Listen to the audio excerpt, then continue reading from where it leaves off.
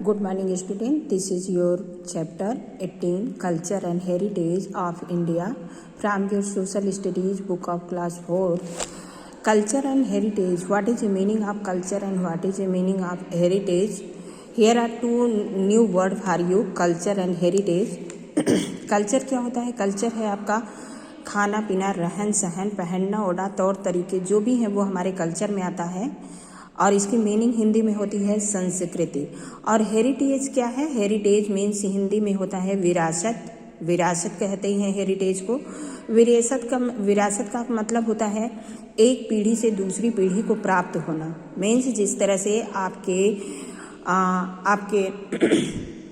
Grandfather कुछ चीज़ें आपके लिए, आपके डैडी के लिए, आपके लिए छोड़ते हैं, कुछ संपदा, कुछ ज़मीन वगैरह वगैरह, उसको हम क्या कहते हैं कि हमें अपनी दादाजी से ये विरासत में मिला है, हमें अपने पुरखों से विरासत में मिला है।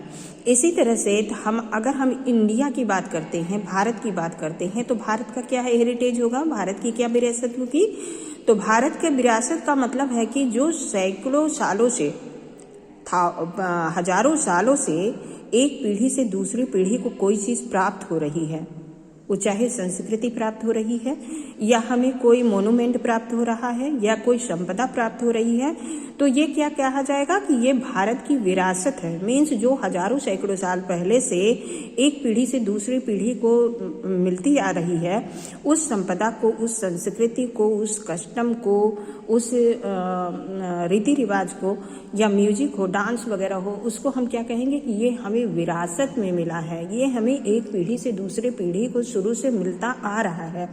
This is called heritage. Okay, now we will read this chapter from here. India possesses a 500-year-old rich culture and heritage. और हमारे भारत जो है, हमारा भारत जो है वो 5000 साल पुराना 5000 साल पुराना संस्कृति और विरासत को धारण किए हुए है। The festivals, monuments, costumes, music and dance, languages and literature of India clearly depicted unity in diversity। और जो हमारे भारत के त्योहार हैं, मोनूमेंट मीन्स इमारतें हैं, कास्ट्यूम्स जो हमारे कपड़े वगैरह हैं, म्यूजिक हमारा जो संगीत है, हमारे डांस नृत्य हैं, भाषाएं हैं, साहित्य है, ये लिटरेचर मीन्स साहित्य, ये सब जो भारत का है, ये जो है यूनिटी इन डाइवर्सिटी, हमारे भारत की अनेकता में एकता को स्थापित करते हैं। ये सभी आप लोग जानते हो कि हमारी भाषा, हमारा संस्कृति, हमारा रीति रिवाज, हमारे धर्म, हमारे जो पहनने ओढ़ने का तरीका, खाने पीने का, सब कुछ अलग अलग है। हर स्टेट में आप कहीं भी जाते हो तो सब कुछ अलग अलग है, लेकिन फिर भी हम क्या कहे जाते हैं कि हम अपने को शान से कहते हैं कि हम इंडियन है, वी आर इंडियंस। ओके, तो इंडियंस कहने का मतलब क्या है कि हम सभी एक ही फीलिंग्स को रखते हैं कि हम सभी भारतीय हैं। ये फीलिंग हमें एकता के भाव में जोड़ के रखती है, सब कुछ अलग होते हुए भी। तो इसे हम क्या कहेंगे? यूनिटी इन डाइवर्सिटी, अनेकता में एकता। सब कुछ हमारा अलग है फिर भी हम एक हैं, एक इंडियन है, इस फीलिंग्स को रखते हैं। नेक्स्ट टॉपिक इज लैंग्वेजेस, भाषाएं। हमारी भाषाओं के बारे में हम लोग पढ़ेंगे। We will about these languages. In India there are 22 languages recognized by the Indian constitution. अब new word for you, this is new word for you, constitution. तो कॉन्स्टिट्यूशन क्या है? कॉन्स्टिट्यूशन मीन्स होता है संविधान। और संविधान क्या है? संविधान है अ बुक ऑफ लॉ, कानून की एक किताब है। मीन्स हम जो भी अगर ये आप मानते हो कि किसी को अपराध नहीं करना चाहिए, अगर वो अपराध करता है तो उसे दंडित किया जाएगा। तो कैसे आप जानते हो? ये कहाँ पे लिखा हुआ है? हमारे कॉन्स्टिट्यूशन में सारे नियम कायदे लिखे हुए हैं कि हम किस तरह से चलेंगे, अगर नहीं चलते हैं तो हमें क्या दंड मिलेगा, या हमारे अधिकार के लिए हमारा क्या राइट है, हमारे राइट में हमें क्या क्या मिलना चाहिए, कैसे मिलेगा, सब कुछ चीज़ें हमारे लॉ में लिखी हुई हैं। तो इसमें हमारी जो कॉन्स्टिट्यूशन है, ये बुक ऑफ लॉ है, एक कानून की किताब है जिसमें सारा कानून संग्रहित है। इन इंडिया, भारत में तो हमारे कॉन्स्टिट्यूशन में, भारत में, हमारे संविधान में 22 भाषाओं को 22 भाषाओं को रिकॉग्नाइज्ड किया गया है, इनको पहचान मिली है हमारे भारत के इंडियन कॉन्स्टिट्यूशन में 22 भाषाओं को। मीन्स 22 भाषाएं ऐसी हैं जिनको हम भारत की भाषाओं के रूप में मान्यता मिली हुई है। These languages are spoken in more than 1600 dialects.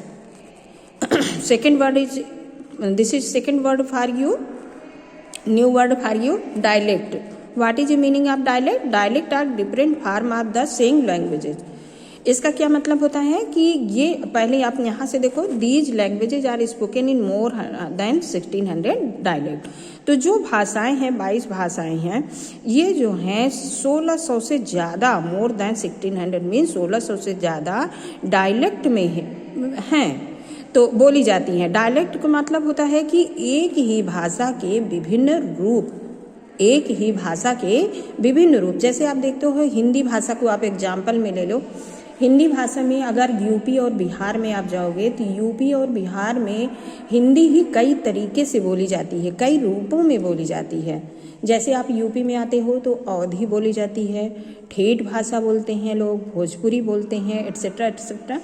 तो इस तरह की अलग अलग भाषाएं विभिन्न प्रकार की हिंदी में ही बोलते हैं। तो ये क्या हुआ, हिंदी का डायलेक्ट हो गया। अब बिहार में जाते हो तो मागधी है, क्या कहते हैं, भोजपुरी है, मैथिली है, इस तरह से बहुत सारी भाषाएं हैं बिहार में हिंदी में ही। वो हिंदी ही है लेकिन वो अलग तरीके से अलग रूप में बोली जाती है। तो इसका क्या मतलब हुआ डायलेक्ट का। हम फिर से इस पे आते हैं डायलेक्ट पर। तो डायलेक्ट का मतलब है कि एक ही भाषा के विभिन्न रूप। डायलेक्ट से देखो यहाँ पे लिखा हुआ है, आगे आप में है, What is meaning of dialect? Dialects are different forms of the same language. एक ही लैंग्वेज के विभिन्न रूप होते हैं।